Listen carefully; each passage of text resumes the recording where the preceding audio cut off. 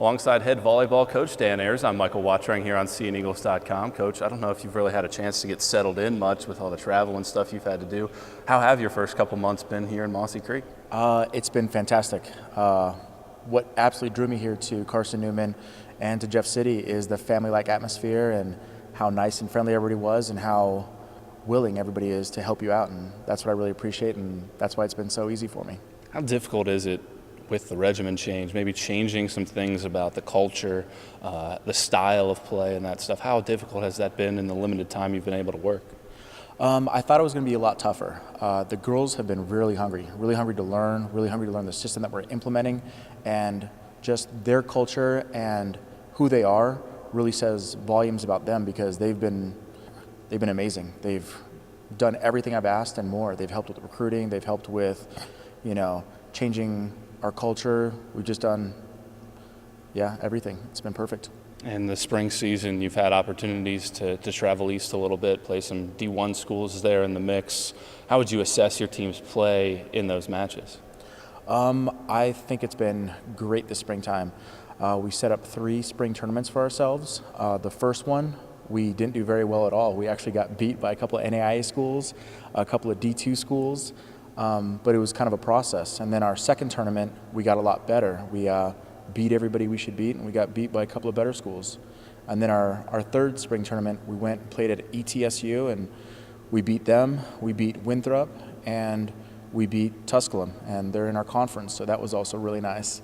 It was a great spring, absolutely great spring, to see the level of progression that the girls went through. Has anyone stood out maybe above the rest? You have 2 all-conference players coming back in Rachel Harper and Kristen Pickett, but has anybody really stood out maybe in practice or in those matches that you've really noticed? Yeah, I'd say Sarah Fairley. She was a kid when I first got here. She's a little bit undersized, didn't talk a whole lot, and I was kind of like, all right, she'll be a good role player for us. But as the spring went on, she was probably our best player all spring long. She dominated at the net. Her serve receive was great, and she was vocal and actually became a leader on the team. I'd say the other person that really stepped up was Lauren Santarelli. She played outside hitter here the last 3 years, and we moved her to the right side, and she, for lack of a better term, dominated every match that she played in this springtime, and she's still learning the position, but she's doing really well at it. What are your projects for this summer? What are you up to? How do you work with your team, even though you're, quote, not allowed to work them out in the atmosphere, but how do you maybe get to know them a little bit better over the summer?